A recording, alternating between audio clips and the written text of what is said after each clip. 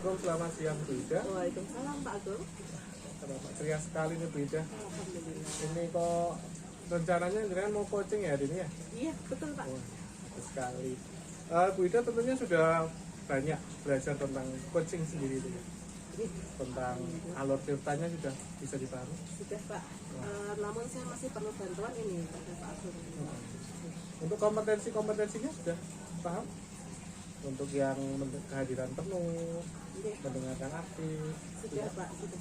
ya, nantinya tentunya saya sangat berharap Ibu bisa melakukannya dengan baik ya.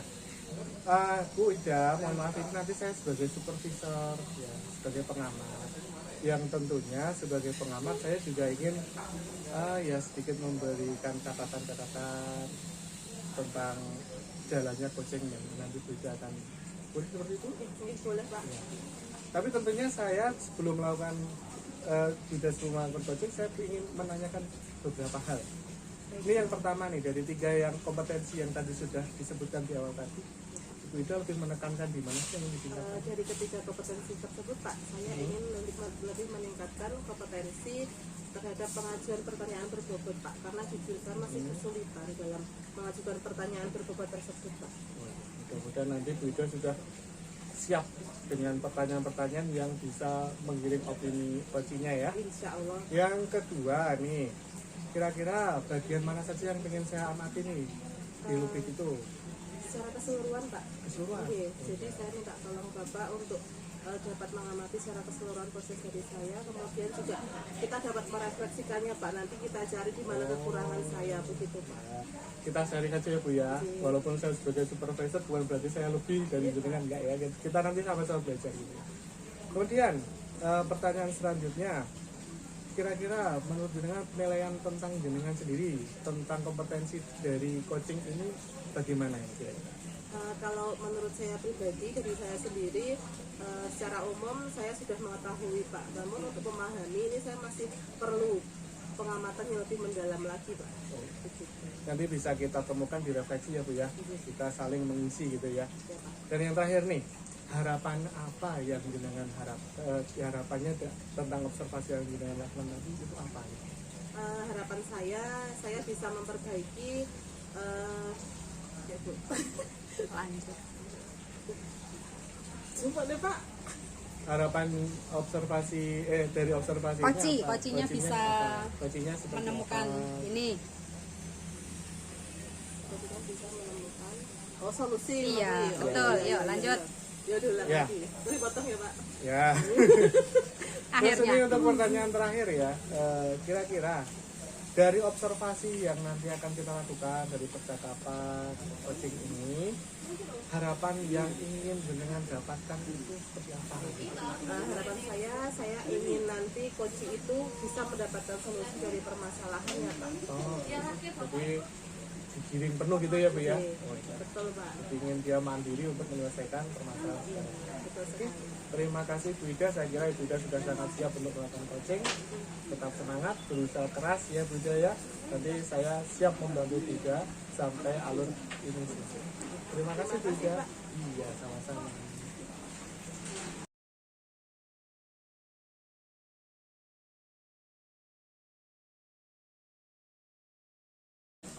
Selamat siang Bu Harni. Selamat siang Bu Ida. Begini Bu, kemarin Bu Harni mencari saya Bu, apa betul? Betul Bu Ida. Gimana Bu Harni, apa ada yang bisa saya bantu? Iya. Nah ini saya mengganggu waktunya Ibu ya Bu ya. Saya itu mempunyai sedikit unek-unek nih Bu tentang peserta didik saya. Nah itu tuh saya sekarang posisinya di kelas 6. Itu ada satu siswa saya ini yang kesulitan dalam hal literasi. Itu yang ingin saya obrolkan. Baik Bu Harni, saya siap mendengarkan. Nah, apa yang ingin Ibu dapatkan dari bincang-bincang kita di sore hari ini Bu? Tujuan akhir yang ingin saya dapatkan itu nantinya saya bisa memfasilitasi si anak tersebut dari yang benar-benar bisa dikatakan sangat rendah ya Bu ya, untuk kompetensinya di kelas 6 ini paling nggak memenuhi kompetensi minimal lah Bu, dia bisa membaca lancar. Ya, berarti Bu Harni intinya ingin memfasilitasi anak tersebut ya. Nah, kalau boleh tahu nih Bu Harni, permasalahan anak tersebut lebih detailnya seperti apa sih? Baik, begini ya Bu ya, saya cerita dulu. Nah, dari saya itu di kelas 6 Bu. Siswa saya itu ada 20. Nah, dari 20 itu ada kesenjangan Bu. Kesenjangan yang sangat besar. Ada sekitar 5 anak itu yang sangat aktif. Jadi sekali jelaskan, dia langsung berpikirnya cepat dan diberikan soal yang lebih menantang dia bisa. Jadi antusiasnya luar biasa. 5 anak. Kemudian ada 7 anak. Ini yang di bawah, posisi di bawah. Dari 7 anak ini itu mengalami, dia bisa membaca ya Bu ya, yang 6 bisa membaca, cuman belum bisa memahami dari pertanyaan itu, jadi literasinya masih rendah. Tapi yang 1 anak ini, nah ini yang menjadi sangat membebani saya, itu dia itu belum bisa membaca. Si anak ini laki-laki ya Bu ya, dia itu dari huruf saja belum hafal. Kemudian sedang kita dituntut kelas 6 harus siswa itu menguasai semua materi, karena kita kan ada SPD ya Bu ya. Nah itu yang sangat-sangat membebani saya. Oh iya. Baik Bu Harni, kalau begitu menurut Ibu Harni, apa sih yang menyebabkan anak tersebut sangat kurang dalam literasi? Oke, yang pertama yang sangat kurang, kita flashback dulu ya Bu ya. Itu si anak tersebut ketika terjadi pandemi, itu kan ada di kelas 4 ya Bu ya. Nah, mau di kelas 4 itu banyak pembelajaran yang dilakukan secara daring, sehingga kontrol atau fasilitasi guru kurang.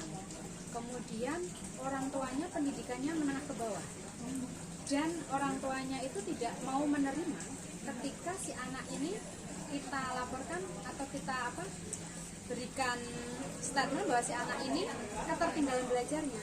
Orang tua nggak mau mengakui itu. Dia menganggap si anak ini baik-baik aja karena kakaknya juga biasa-biasa saja. Kemudian setelah kelas 5 itu awalnya si anak tidak mau dinaikkan, tetapi ketika pendekatan dengan orang tuanya nggak mau kalau anaknya nggak dinaikkan. Terus kemudian kepala sekolah sebagai pengambil kebijakan, dia konsultasi dengan pengawas dan korwil, tapi ternyata si anak itu harus naik. Dan akhirnya saya yang ada di guru kelas 6 mau nggak mau menerima si anak Bu. Dan si anak ini benar-benar belum bisa membaca. Dan juga ketika saya ajari untuk membaca, hari ini misalnya bisa baca gitu ya, BACA. Kemudian besok harusnya naik jadi vokal U, buku katakanlah gitu. Namun yang baca itu lupa lagi. Nah, jadi mungkin dia ingat juga ya Bu yang mungkin yang mempengaruhi. Oh iya, berarti tadi bagus sekali ya Bu Harni, tadi sudah mengidentifikasi penyebab anak tersebut. Kenapa kok literasinya itu sangat rendah di antaranya karena efek pandemi gitu. Dulu kita juga mungkin kurang bertemu dengan anak, komunikasinya kurang begitu nggih. Selain itu juga dari segi orang tua juga nggih. Nah, menurut Bu Harni, selain dari faktor tersebut mungkin ada faktor lainnya lagi Bu? Faktor lainnya anaknya itu introvert. Jadi dia itu sepertinya dia itu merasa saya itu nggak beruntung. Jadi dengan temannya itu dia agak menjaga jarak. Dalam artian itu kalau dalam kognitif ya, tapi kalau dalam keterampilan dia semuanya luar biasa. Sebagai contohnya ketika saya dan anak-anak itu misalnya kerja bakti atau menanam, si anak itu sangat aktif. Bu, saya aja nanam, dia langsung ngecori, langsung nyabuti rumput, menanam, itu luar biasa keterampilan di sana. Jadi motorik untuk daya tariknya berkebun itu luar biasa. Dan ini yang perlu saya si anak tersebut itu sudah pernah diajak untuk psikolog tes psikologi, dan hasilnya memang sangat kurang Bu. Itu di kelas 5 waktu itu nilainya 40 dalam verbal, kemudian performance itu 62. Padahal kalau yang saya tahu itu normal itu minimal 70. Jadi si anak ini benar-benar kurang gitu. Jadi menurut Bu Hani meskipun anak tersebut kurang dalam literasi tapi punya motorik yang bagus Betul, begitu ya. skill dalam hal apa pertanian gitu. Oh, iya. Baik Bu Herni. Nah sekarang menurut Bu Herni apa sih yang Ibu inginkan dari anak tersebut? Yang saya inginkan kalau teman-temannya beda ya Bu ya, itu teman-temannya saya target dia bisa menguasai soal-soal lebih sulit, literasi yang banyak. Kalau si anak ini saya berikan indikator atau ketercapaian belajarnya itu minimal, saya berikan kompetensi minimal dia bisa membaca. Itu saja yang ingin saya capai. Berarti yang Bu Herni inginkan itu untuk sementara ini anak itu bisa membaca Betul. Dan menulis namanya secara benar. Oh, iya, Tanpa terbalik. Karena selama ini yang dilakukan itu si anak namanya katakanlah ya ini Mawar gitu. Tapi dia nulisnya MARWA. Hurufnya sudah ada cuman susunannya terbolak-balik. Nah, menurut Bu Herni nih, apabila anak ini berada di level 1 sampai 10, kira-kira anak tersebut ada di level atau skala berapa, Bu? Susah ini rendah ini Bu. Bisa dikatakan 2 ya Bu ya. Karena di level dan usianya ini kemampuannya itu masih benar-benar seperti anak 6 tahun. Level 2. Berarti menurut Bu Herni anak tersebut masih di level 2 gitu. Iya, Ini lumayan berat ya, Bu? sangat berat. Baik Bu Herni. Nah, kalau sekarang anak tersebut ada di level 2, kira-kira Ibu ini mengharapkan anak tersebut itu di level berapa, Bu? Ini inovasi atau apa? Optimisme saya yang luar biasa Bu ini. Saya optimis sih. Ingin mencapai si anak itu 6. Ya. Berarti Bu Herni mengharapkan anak tersebut untuk di level 6 dulu gitu. Iya. Nah, menurut Bu Herni, jika anak tersebut agar bisa di level 6, itu kemudian Bu Herni ingin melakukan apa terhadap anak tersebut? Kalau yang selama ini saya lakukan ya Bu ya, itu saya memberikan les pendalaman materi, khususnya dalam membaca. Si anak tersebut saya berikan huruf abjad ABC, saya minta hafalkan, menulis kembali, ya benar-benar seperti anak TK Bu. Kemudian anak saya sendiri kan masih TK kebetulan Bu. Nah itu ada pembelajaran jilid itu Bu. Nah, jadi jilid 1, jilid 2, jilid 3. Nah si anak ini saya berikan perlakuan yang sama pada jilid 1. Dan sekarang ini sudah di vokal O. Jadi A, I, U, O. Namun ketika mau naik harus mengulang lagi, baru naik sedikit, ulang lagi, naik sedikit, seperti itu terus. Dan itu membuat saya benar-benar terbebani juga sih Bu. Sedangkan dalam hal sisi lainnya itu saya dituntut memfasilitasi anak yang lain. Mereka juga butuh ini apa? Perhatian. Ya, betul sekali Bu Herni. Wah, ini langkah-langkahnya sudah sangat bagus ya Bu Herni. Tadi ingin les privat, kemudian anak itu Sudah saya sudah les lakukan. privat. Oh, jadi masih sudah les privat, berarti Bu Herni sudah memfasilitasi dengan baik ini ya. Nah, Bu Herni sudah mengidentifikasi masalah penyebab anak tersebut kurang dalam literasi. Kemudian untuk selanjutnya nih Bu Herni ada rencana lainkah yang ingin ditempuh agar anak ini bisa berkembang sesuai dengan harapan? Iya, sebenarnya ada ya Bu ya. Itu kalau saya merefleksikan diri dalam hal les itu belum efektif kalau menurut saya. Karena ketika kalau anaknya dia ada kemauan, jadi ketika pembelajaran, Bu nanti les enggak? Iya les ya les.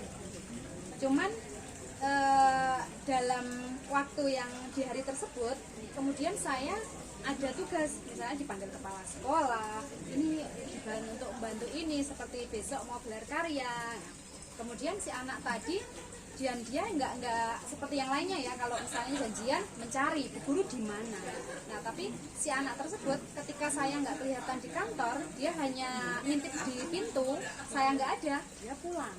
Nah jadi si anak tersebut janji, dan ketika saya tidak di tempat, si anak itu pulang, tidak apa ya, inisiatif untuk mencari lah atau bertanya lah atau mungkin menunggu, itu tidak. Nah, jadi kekurang efektifnya seperti itu, dan saya mencoba untuk ketika saya janji nanti jam ini harus nyari bu guru sampai ketemu, tapi juga waktu juga sih masalahnya, dan juga tugas-tugas tambahan yang saya ampuh. Jadi ketika si anak pulang kadang saya nggak di tempat, ya itu tadi yang terjadi, itu satu.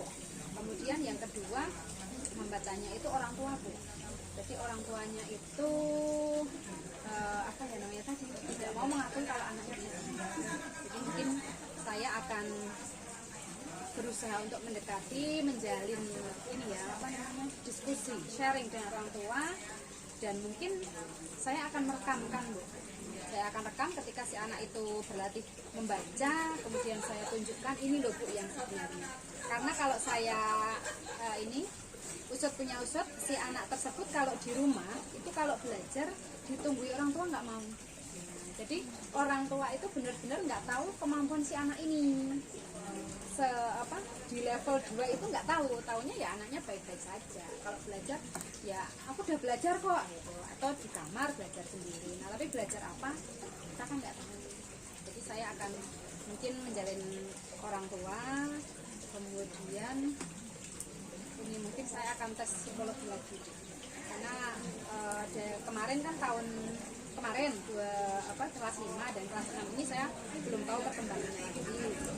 Dan yang ketiganya ini saya tadi itu saya sudah matur kepada bu kepala sekolah, bu si anak tersebut bagaimana ya bu ya kalau saya konsultasi ke dinas, saya ingin si anak itu juga mendapat fasilitas semacam guru inklusi lah, guru apa namanya, membantu agar dia bisa membantu si anak tersebut mencapai kemampuan ya standar yang saya inginkan.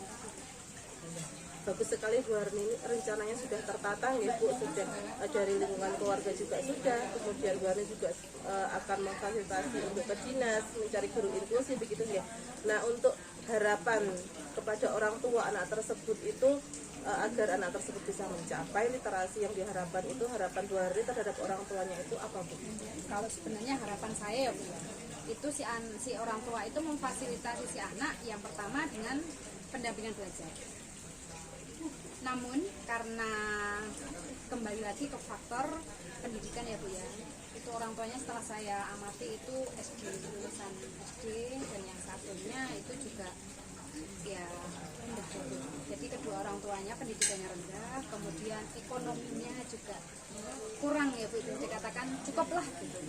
Jadi kalau harapannya saya ya mendampingi saja, untuk paling enggak mengamati lah si anak ini, belajar yuk belajar, tak kancani paribasan gitu.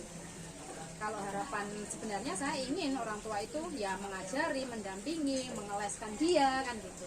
Cuman itu ya kembali lagi karena faktor-faktor yang ada, ya minimal si orang tua itu cukup mendampingi dan memastikan si anak itu mengulang apa yang telah dipelajari di sekolah, sehingga pada pertemuan selanjutnya ketika membaca saya tidak harus mengulang ke lembar sebelumnya, tapi bisa lanjut.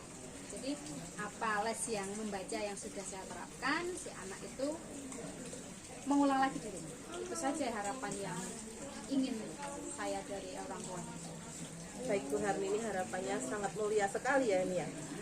Tadi agar anak tersebut bisa lancar dengan literasi, Bu Harni akan mengeles, kemudian bekerjasama dengan dinas. Nah, sekarang Bu Harni, komitmen apa ini yang bisa Bu Harni lakukan agar target sesuai dengan rencana? Komitmen yang saya lakukan ini dalam waktu dekat ini ya Bu ya, saya ingin bertemu dengan orang tua, itu yang pertama.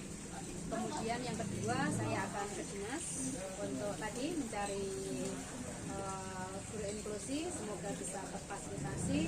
Dan yang paling penting ini saya akan merutinkan dia untuk ini apa jadwal membaca. Jadi tidak akan terjadi ketika si anak mencari saya dan saya mencari ternyata anaknya pulang. Jadi saya ingin menyusun jadwal yang benar-benar fix sehingga si anak itu continue belajar. Baik Bu Harni, keren sekali nih komitmennya Bu Harni. Nah, langkah awal yang bagus sekali. Mudah-mudahan nanti ke depannya semakin bagus, anak tersebut bisa tercapai literasinya sesuai dengan harapan Bu Harni. Begitu.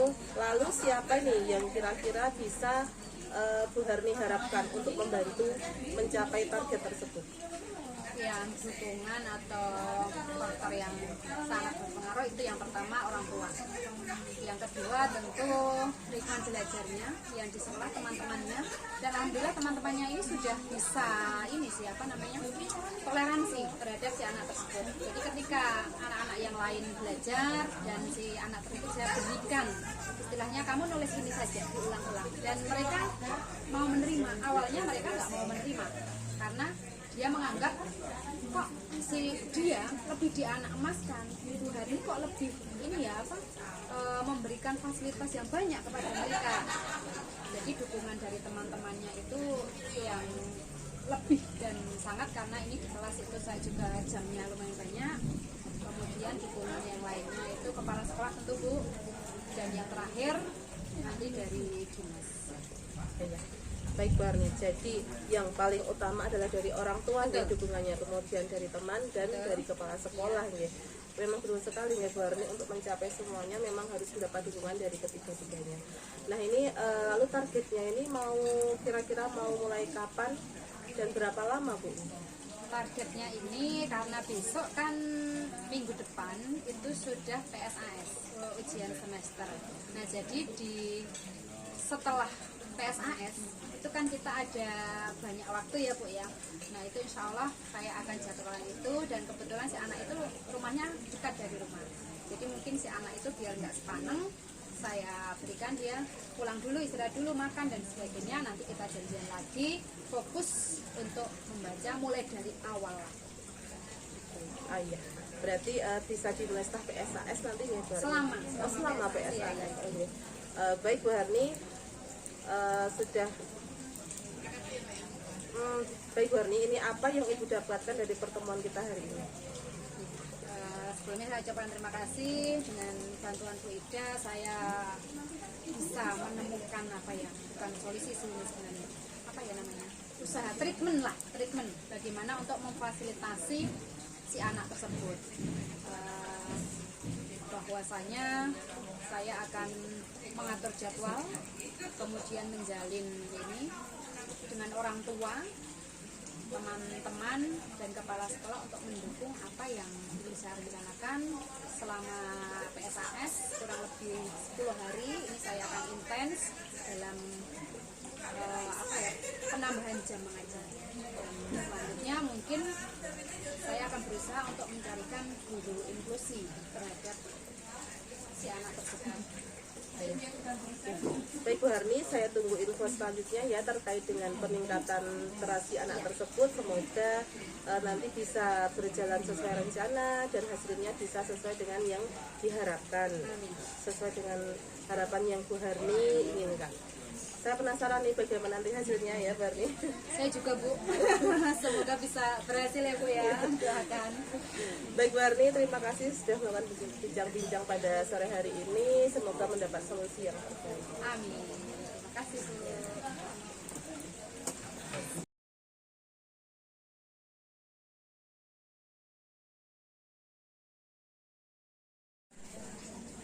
Baik Bu Ida, tadi proses coaching sudah berjalan dengan baik. Saya sebagai pengamat berusaha ya Bu Ida mengamati proses prosedur coaching dari awal sampai akhir, dan saya sebagai pengamat juga sudah menyimpulkan bahwa kegiatan ini sudah berjalan dengan prosedur yang semestinya, sesuai alur tinta yang semestinya gitu.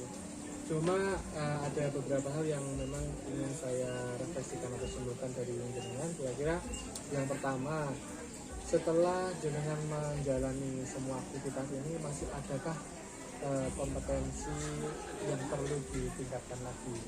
Nggih, ini Pak Agung, menurut saya sendiri nggih, saya merefleksikan diri saya ini tadi sepertinya masih kurang dalam hal menanyakan pertanyaan yang berbobot Pak.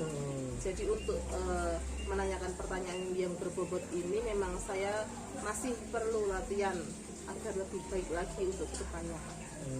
Bagus ya.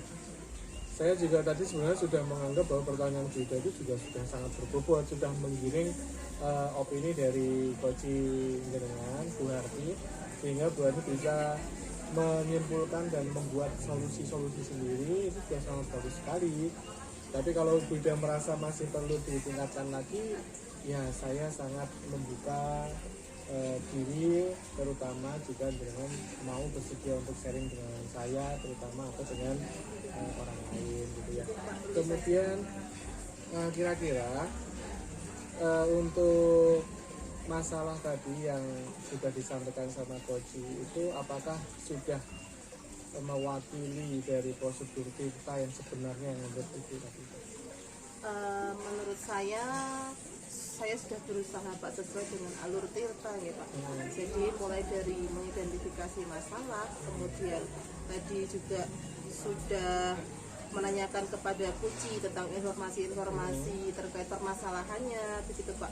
Kemudian saya juga sudah menanyakan rencana aksi yang akan dilakukan oleh Bu Herni tadi Pak.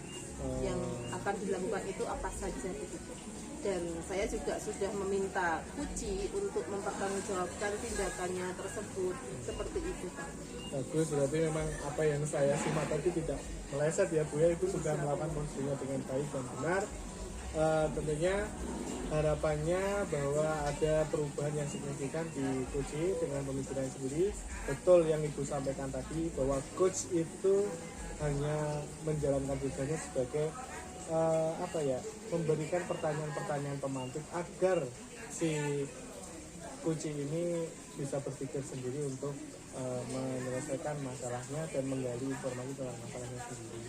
Ya, saya kira itu saja yang perlu saya ketahui dari refleksi hari ini.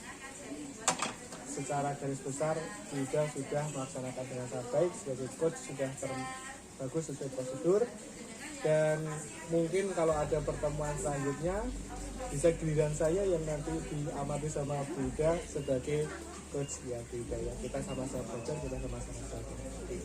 Terima kasih Pak Agung atas coachingnya hari ini. Semoga nanti dapat menginspirasi saya. Terima kasih Bu Ida. Ya.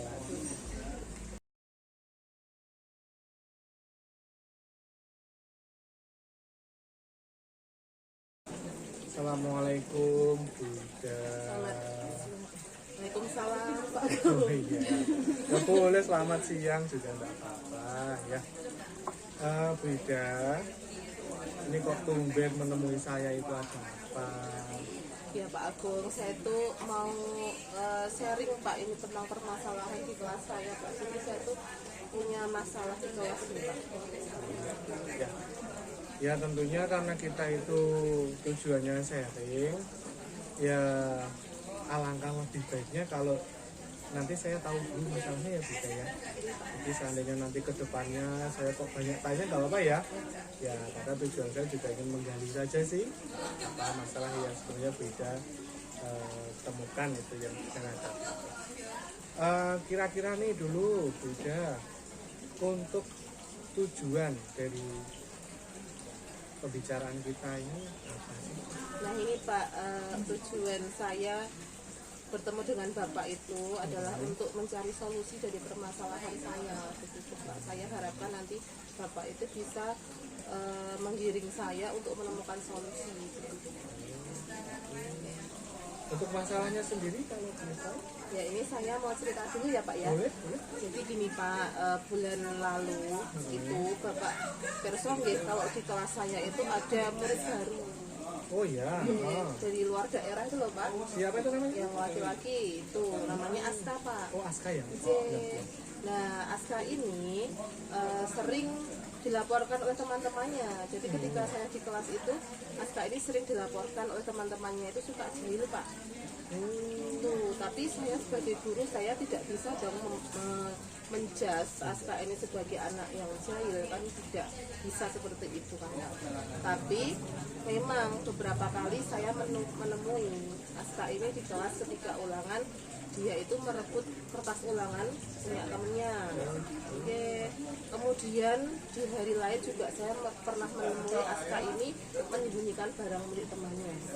Nah, dengan permasalahan seperti itu, otomatis pembelajaran di kelas saya itu tidak kondusif, Pak. Ya, betul sekali. Jadi ibu sudah tahu sendiri ya, nggak cuma katanya kan ya, memang harus ada ini sih, ada tindakan ya Bu ya. Betul Pak. Nah ini sebelum ibu ketemu saya ini, ibu sudah punya rencana sendiri atau enggak ini untuk menyelesaikan masalahnya? Begini Pak, jadi kemarin itu waktu saya mengetahui anak tersebut menyembunyikan barang itu, saya sudah mencoba restitusi Pak terhadap anak tersebut. Saya melakukan pendekatan Pak, ini pendekatan kepada anak tersebut. Saya menanyakan ini kenapa kok berbuat seperti ini begitu Pak. Jadi yang lebih saya lakukan adalah pendekatan personal dulu terhadap anak tersebut, menggali kenapa anak tersebut melakukan seperti ini begitu Pak. Jadi ini sudah dilakukan malah ya? Iya, sudah kalau restitusinya. Nah ini nanti kira-kira tujuan akhirnya yang ibu harapkan dari pembicaraan kita hari ini? Nah, saya menemui Bapak itu nanti harapan saya bisa menemukan solusi yang lebih lagi, yang lebih baik lagi daripada sebelumnya, sehingga saya itu bisa merubah perilaku anak tersebut yang tadinya dibilang jahil sama temennya, itu menjadi perilaku yang lebih baik. Karena saya yakin sebenarnya anak ini tuh punya kompetensi baik Pak, tapi mungkin belum terarah kali ya Pak. Kalau saya menangkap tadi itu kan ibu sebenarnya sudah melakukan sesuatu ya, restitusi ya, itu sangat bagus sekali, itu pendekatan personal yang memang sangat dibutuhkan untuk masalah seperti ini. Nah tentunya kan ibu juga pasti berpikir tentang keberhasilan ini ya. Ya untuk keberhasilan yang sudah dilakukan nih, kan kemarin saya belum tahu nih hasilnya gitu kan. Setelah melakukan restitusi itu kira-kira kalau saya minta ya 1-100% itu udah berapa persen yang sudah kelihatan gitu? Kalau untuk restitusi itu saya menggali informasi dari anak tersebut masih sekitar 40%. Jadi anak tersebut belum terlalu terbuka dengan saya gitu.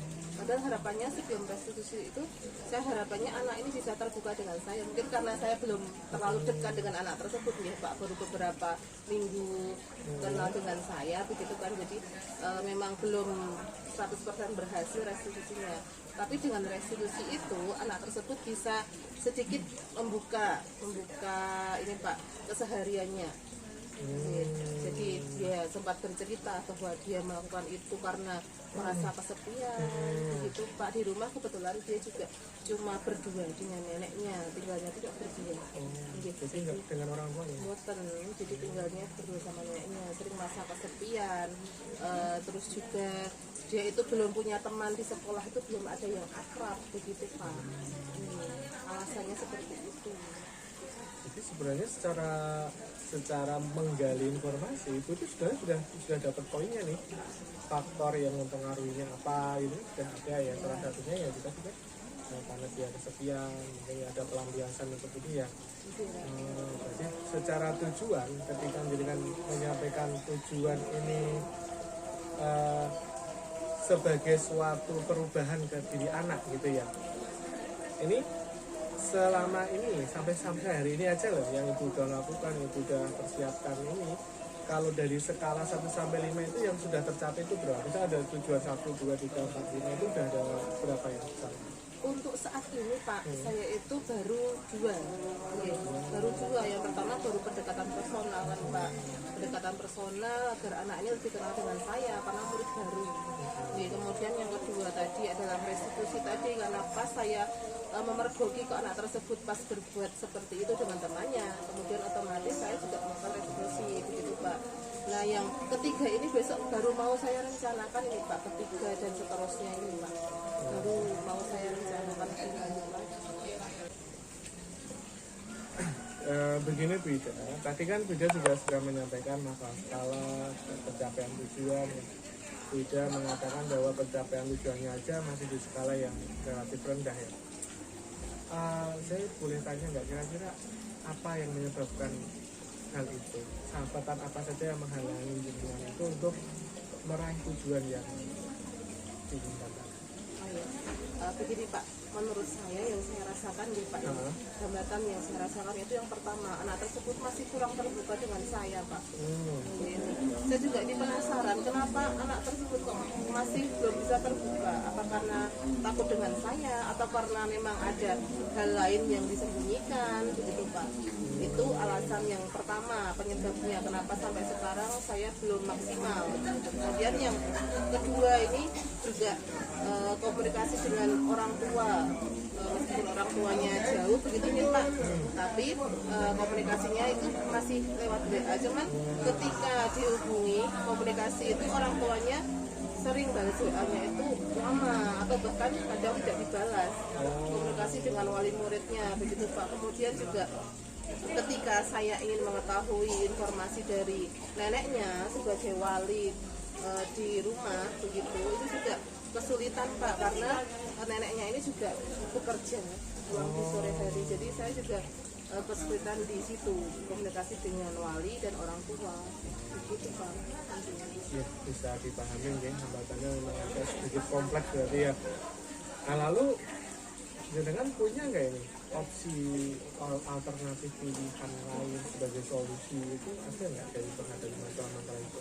Oh ya, begini Pak, solusi yang mau saya terapkan ya Pak untuk selanjutnya itu adalah ini, saya akan memahamkan lebih dulu proses di sekolah tentang keyakinan kelas begitu Pak, karena ketika kami dan anak-anak itu menyusun keyakinan kelas, otomatis anak tersebut belum mengetahui karena kan pindahan baru Pak. Ya. Nah, itu anak tersebut saya kira juga belum 100% paham terhadap keyakinan kelasnya. Jadi saya proses yang di sekolah dulu ini Pak, upaya-upaya yang dilakukan di sekolah dulu. Jadi anak tersebut perlu sekali dipahamkan tentang keyakinan kelas dulu, dengan harapan setelah dia paham keyakinan kelas, dia akan lebih terkontrol lagi, perilakunya bisa terkontrol begitu Pak. Itu cara yang akan saya tempuh dalam waktu dekat ini, itu keyakinan kelas. Kemudian yang selanjutnya juga saya ingin ini Pak, lebih dekat dengan kenal dengan nenek dari si anak tersebut. Jadi Bu itu sebenarnya sudah merencanakan dan mempersiapkan strategi yang bagus ya, dari berbagai macam, dari awal tadi saya simak sampai sekarang tentang pendekatan ke nenek itu memang sudah ada beberapa strategi, bahkan rencana cadangan juga. Cuma yang perlu saya ingin tahu dari strategi tadi itu yang sudah disebutkan tadi, itu yang menjadi prioritas utama itu yang mana? Yang menjadi prioritas memang yang pertama adalah pendekatan Pak, karena menurut saya itu anak tersebut kurang dalam kebutuhannya, terutama kebutuhan kasih sayang, dan menurut saya juga kebutuhan tentang aktualisasi dirinya. Kasih sayang itu kita tahu sendiri, anak tersebut tinggal dengan neneknya seorang diri gitu. Di sekolah juga belum punya teman. Nah ini yang lebih saya utamakan memenuhi kebutuhan dasarnya dulu. Setelah kasih sayang ini mungkin dirasa cukup terpenuhi, saya akan lanjut ke kebutuhan aktualisasi dirinya Pak. Karena sebenarnya anak ini punya kompetensi, cuman dia belum bisa terarah ke yang positif. Jadi pengen aktual di mata teman-temannya gitu, pengen diakui di komunitasnya Pak. Cuman memang mungkin anak ini belum terarah ke yang positif, jadi yang keluar itu masih yang negatif, cari perhatian, tapi jadi perhatiannya itu dengan cara yang tidak diduga dan mungkin dikenal dengan teman-temannya itu kurang baik begitu Pak. Berarti ini anak memang tujuannya diutamakan adalah sebuah komitmen ya. Dia anak itu biar berubah, bagaimana dia bisa menyadari kesalahannya sendiri begitu ya, terus kemudian dia bisa secara sadar memperbaiki diri begitu ya maksudnya ya. Nah tentunya kan tidak mungkin kalau hanya anak sendiri yang berkomitmen itu ya. Nah itu kan tentunya juga sebagai guru juga harus punya komitmen juga untuk menjaga seandainya nih si anak ini sudah terjadi perubahan yang benar gitu ya. Bagaimana komitmen dengan itu? Apa yang menjadi komitmen dengan untuk menjaga biar bisa berjalan dengan baik?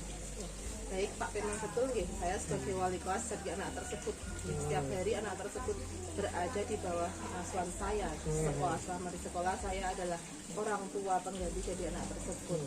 Nah, sebagai seorang wali kelas tentunya saya harus berkomitmen ketika sudah terjadi perubahan anak tersebut menjadi perilaku yang lebih baik. Begitu saya otomatis harus konsisten dalam menjaganya.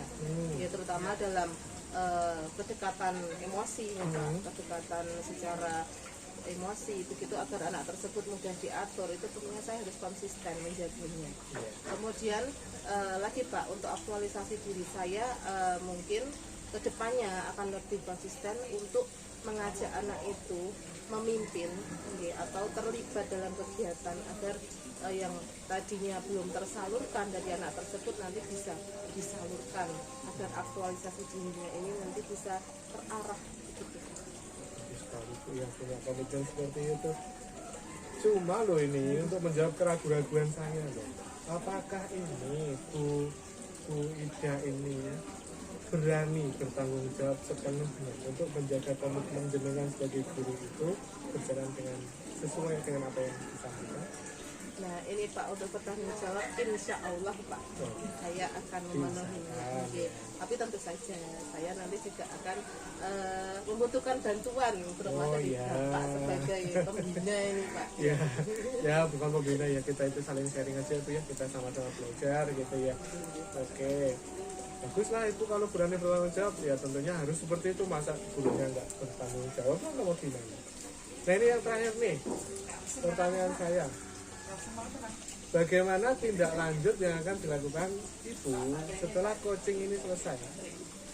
Ya, setelah coaching ini selesai, tentu saja dalam waktu dekat ini saya akan segera mengeksekusi langkah saya. Tadinya belum saya lakukan di antara langkah-langkah tadi baru sampai 2 ya Pak ya. Kemudian saya akan ke langkah 3, 4 dan seterusnya. Jadi saya akan mulai dalam waktu dekat ini Pak, setelah saya mendapatkan solusi, setelah mendapatkan pencerahan dari kegiatan coaching ini. Begitu. Bagus sekali ini Bu Ida, ternyata dari apa yang disampaikan ini sudah merujuk ke penyelesaian, dan Ibu secara sadar, secara saya bisa katakan Ibu itu sangat kreatif, inovatif dalam menyelesaikan masalah seperti ini yang seharusnya itu sebenarnya tidak perlu untuk tapi ya mau yang namanya sharing itu penting ya. Dan tentunya harapan saya nanti Ibu benar-benar melaksanakan apa yang sudah kita bicarakan ini dengan sebaik-baiknya, dengan tujuan utama adalah memperbaiki anak tadi, pasca tadi sebagai tindakan agar nantinya kedepannya pembelajaran yang Ibu sampaikan di kelas juga akan bisa lebih baik. Insya Allah Bapak. Ini kalau dari saya kira sudah cukup banyak tahu, sudah paham. Mungkin dari Ibu ada yang perlu disampaikan juga. Terima kasih Bapak sudah melakukan coaching dengan saya hari ini. Saya mendapatkan solusi dari proses coaching kita hari ini, banyak sekali yang saya dapatkan.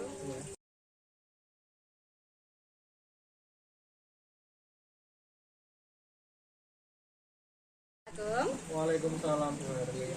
Selamat sore menjelang siang menjelang sore ya Pak ya. Ini rada-rada ini ya. Iya. Nah hari ini katanya kita akan melakukan coaching Pak ini. Ya betul sekali. Baik.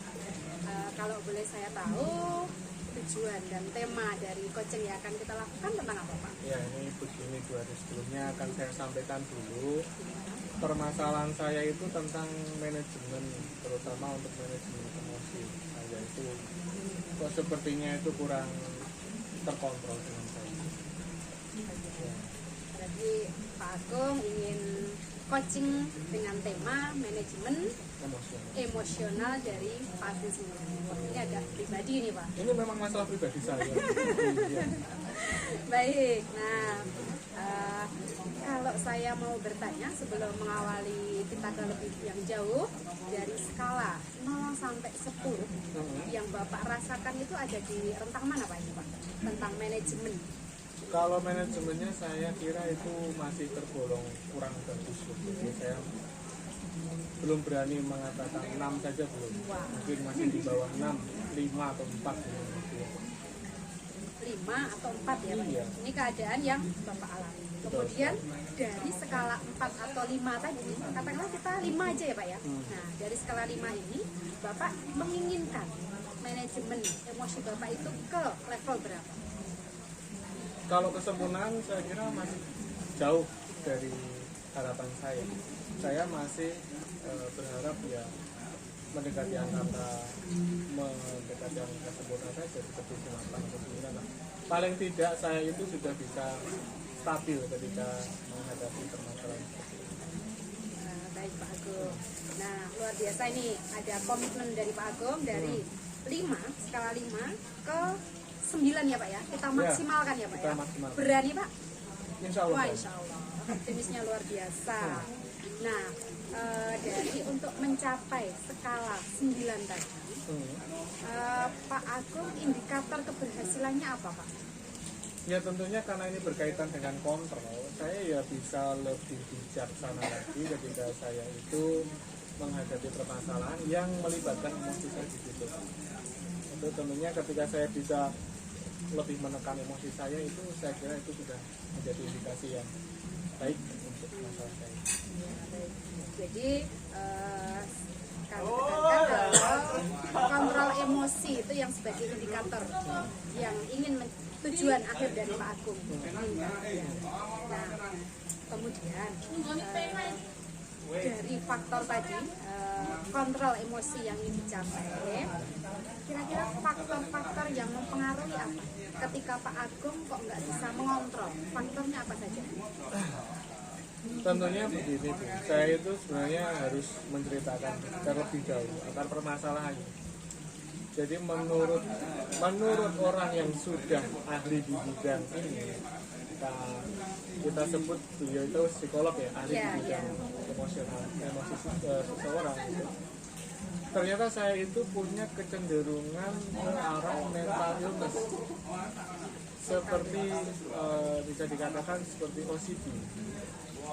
Apa itu Pak? Coba. Jadi OCD itu secara garis besar aja bahwa saya itu sangat merasa tidak nyaman ketika sesuatu yang sudah direncanakan dengan baik itu keluar dari apa yang seharusnya diskenarikan itu. Seperti halnya gampangnya gini aja lah. Ketika saya itu ada barang tertata begitu, ada salah satu yang ada dan sesuai tempatnya itu saya sudah merasa nggak nyaman, dan itu membuat perasaan saya itu ya itu muncul emosi seperti itu. Jadi secara ini saya gambarkan Pak Agung itu idealis gitu ya Pak? Ya bisa dikatakan seperti itu, atau perfeksionis juga bisa dikatakan seperti itu. Jadi ketika apa yang terjadi tidak sesuai dengan rencana, maka Pak Agung sendiri akan manajemen emosinya ini terganggu ya? Mungkin Jadi meledak-ledak lah, menegaskan sesuatu balik ke arahnya itu, wah itu jadi seperti kelihatannya itu seperti marah yang berlebihan. Padahal sebenarnya saya itu tujuannya hanya mengembalikan ke tracknya aja gitu, ke jalurnya. ya. Nah, kemudian biasanya Pak Agung melakukan apa agar manajemen emosinya bisa terkendali? Ya, yang sudah yang saya lakukan sih, saya sebenarnya butuh ketenangan. Jadi yang saya butuhkan itu adalah seperti menghentikan aktivitas jenuh. Ketika sudah mulai memanas nih, Ya, puncak gitu ya ya Pak ya? memuncak itu saya harus berhenti. Jadi kalau diibaratkan seperti teknik stop, saya berhenti dulu, saya berpikir dulu, saya merenungkan dulu. Langkah selanjutnya biasanya saya lebih ke arah spiritual. Bisa sholat itu, Mendekatkan kepada yang kuasa. dengan hal itu tentunya setelah melakukan itu perasaan saya lebih merasa tenang. Seberapa efektif hal itu bisa mempengaruhi manajemen emosi Pak? Saya kira itu sangat efektif ya, karena dari apa yang saya lakukan tadi itu saya itu merasa bisa berpikir dengan lebih jernih, bisa berpikir lebih bijaksana untuk menyikapi masalah-masalah yang tadinya saya hadapi secara spontan. Saya bisa mempunyai alternatif solusi. Oh, ini harusnya begini, harusnya saya lebih ke poseliro. Baik, jadi dari yang Pak Agung katakan tadi, yang bisa memperbaiki manajemen emosi ada teknik stop, mendekatkan diri kepada yang kuasa. Mungkin ada dukungan-dukungan lain Pak di luar itu. Kalau itu kan sifatnya dari dalam sendiri ya Pak itu. Nah, mungkin ada faktor-faktor lain Pak. Ya, kalau tentunya saya juga banyak berkomunikasi dan berinteraksi dengan orang-orang yang memang ahli di bidang itu. Bisa juga saya berinteraksi dengan orang-orang yang memang punya, saya dalam tanda kutip punya kedewasaan yang jauh lebih tinggi daripada itu, dengan tuntutan yang lebih berat dari apa yang saya ada. Saya banyak berkomunikasi, saya banyak sharing, dan mereka memberikan saya pendapat untuk bagaimana saya bisa lebih bijaksana dalam menghadapi masalah. Dan itu saya anggap sebagai sebuah masukan yang nantinya bisa merubah saya ke arah lebih baik. Baik, jadi dari usaha Pak Agung tadi ada faktor internal dan eksternal ya Pak ya? Iya sekali. Ya. Nah, hambatannya apa Pak? Kalau hambatan saya kira begini ya Bu ya, ketika saya itu berusaha untuk melakukan segala sesuatu yang saya pikir baik, Ya. itu ternyata belum tentu baik juga buat orang lain gitu loh. Jadi apa yang saya anggap ini sebagai suatu hal yang prosedural begitu ya, yang memang seharusnya dilakukan seperti itu, ternyata orang lain belum tentu bisa menerima hal itu. Maka saya harus mengulang lagi proses itu sehingga kesannya itu tidak efektif dan efisien. Jadi seperti saya harus menjelaskan ulang lagi, saya harus membuat solusi yang lain lagi, dan itu membuat emosi saya juga akan lebih terganggu lagi gitu loh. Yang tadinya saya sudah lerem nih, karena dianya menolak nih, akhirnya ya udah naik lagi nih, kan jadi seperti itu merupakan sebuah hambatan yang saya kira untuk mentoleransinya masih agak sulit gitu. Berarti seperti siklus ya Pak ya? Iya, siklus. Jadi ketika di luar rencana Pak Agung kembali lagi, manajemen sosial lagi, memulai lagi dan seterusnya. Betul. Ya. Nah, tadi dari yang Pak Agung katakan tadi, teknik yang dari daya dukung dari internal maupun eksternal tadi, mungkin Pak Agung ada cara lain selain sharing kepada yang lebih kompeten, kemudian stop dan juga mendekatkan diri kepada sang pencipta, yang menurut Pak Agung ini tentunya saya perlu ceritakan lagi ya Bu, bahwasanya apa yang saya alami itu sebenarnya sangat sejalan dengan hasil dari tes psikologi yang saya telah lakukan. Dulu saya pernah tes psikologi itu 2 kali.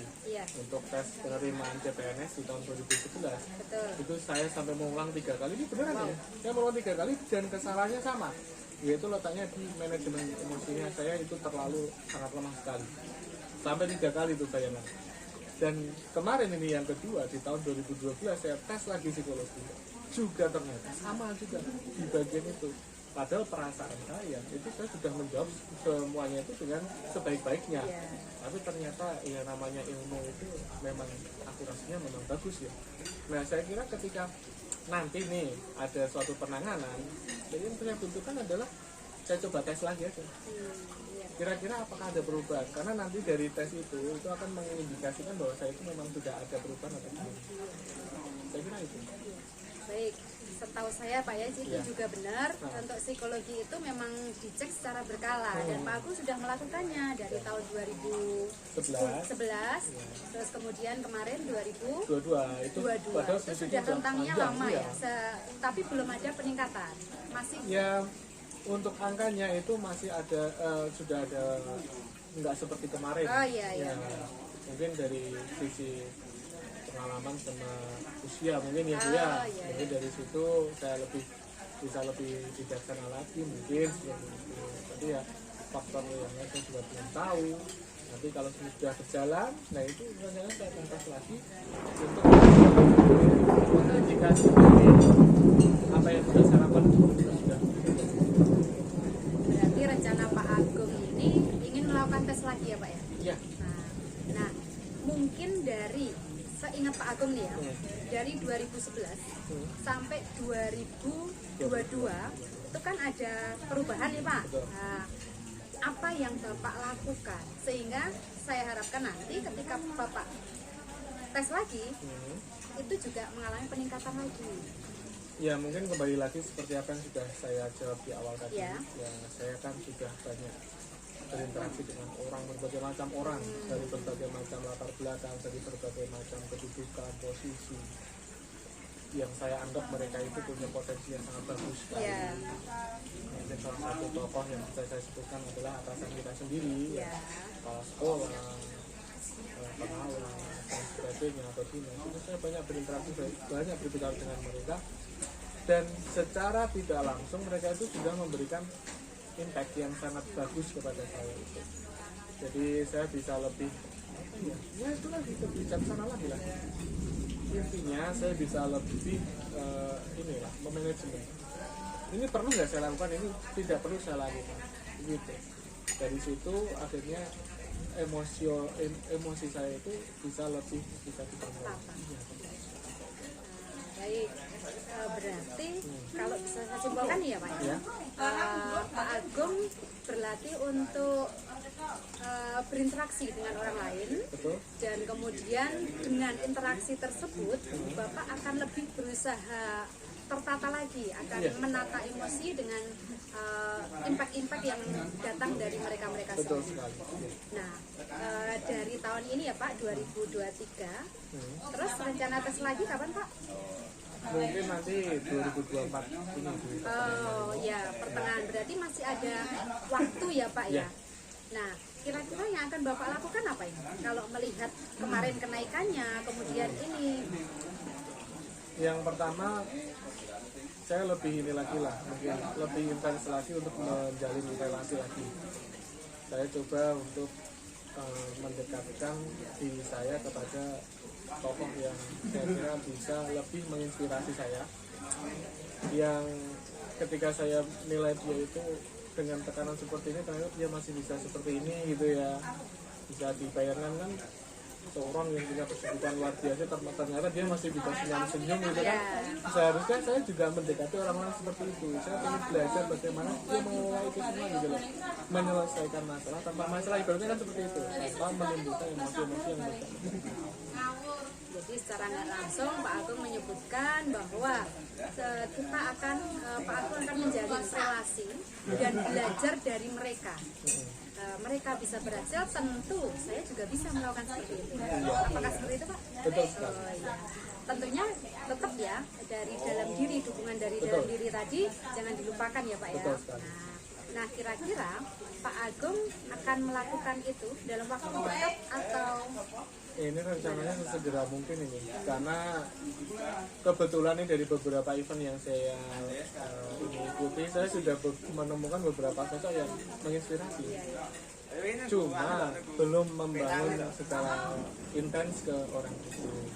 berarti Pak Agung sudah kenal dengan orangnya? Sudah, ya sudah mengenal sedikit. Nah nanti kalau masalah selanjutnya kan bisa kita komunikasi lagi. Berarti nanti Pak Agung akan berhubungan secara intens dengan Ya, orang betul tersebut, kemudian akan menjalin relasi, tentunya untuk belajar lagi ya Pak ya, untuk intinya tujuannya agar manajemen emosi Pak Agung bisa tertata lagi. Nah, wah luar biasa Pak. Kalau saya boleh bertanya, refleksi dari Pak Agung apa? Jadi menurut saya memang yang namanya manajemen emosi itu memang sangat penting sekali untuk dikendalikan.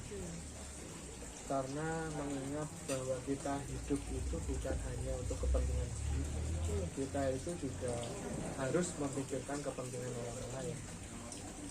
Hidup saya itu bukan hanya untuk saya sendiri. Hidup saya itu juga untuk orang lain. Memang dari awal prinsip saya itu hidup untuk kemaslahatan, untuk kepentingan orang banyak. Karena dari itulah saya tidak mau mencacatkan hal yang sudah saya lakukan seperti ini menjadi sesuatu yang bukan hanya karena manajemen emosi yang ketika sebagai contoh ketika kita bisa membangun sebuah tatanan, ya kan, tatanan itu berjalan, tapi hanya karena saya merasa saya kurang bisa manajemen emosi dan saya merasa dominan di situ, akhirnya orang-orang di sekeliling saya nggak nyaman, kan tatanan itu bisa hancur. Saya nggak mau terjadi seperti itu. Jadi memang manajemen emosi itu sangat penting sekali, terutama untuk ya tadi itu, untuk membangun hubungan baik dengan orang lain. Kemudian yang akan Pak Agung lakukan? Yang akan saya lakukan tentunya ya tadi itu, saya akan terus dan terus berusaha apapun caranya, seperti tadi yang sudah saya sampaikan, membangun relasi, kayak psikolog, mungkin saya juga akan menemui pakar-pakar yang di bidang itu, yang ahli bidangnya ya tujuannya ya untuk memperbaiki diri. Tidak lupa yang dukungan intern dari kita sendiri ya Pak ya? Iya, tentunya. Luar biasa sekali Pak Agung untuk beberapa menit ini, sangat luar biasa. Terima kasih untuk Pak Agung. Dari Pak Agung saya juga belajar banyak tentang manajemen emosi, dan saya juga tertarik dengan hasilnya nanti di pertengahan tahun ya Pak ya? Iya. Nanti kita cerita-cerita lagi ya Pak ya? Seberapa efektif yang sudah Pak Agung lakukan, hasilnya bagaimana, dan kita terus akan memperbaiki. Ya. Terima kasih juga Bu Harni, dari pertanyaan-pertanyaan Ibu tadi menggiring saya itu untuk menemukan jawaban yang lebih baik lagi. Ya, harapan saya juga nantinya kalau kita ada pertemuan lagi itu juga sudah bisa merefleksikan hal-hal yang lebih baik lagi untuk saya, yang nantinya itu bisa menginspirasi saya di luar apa yang sudah saya lakukan. Baik Pak Agung, ya terima kasih. Terima kasih juga.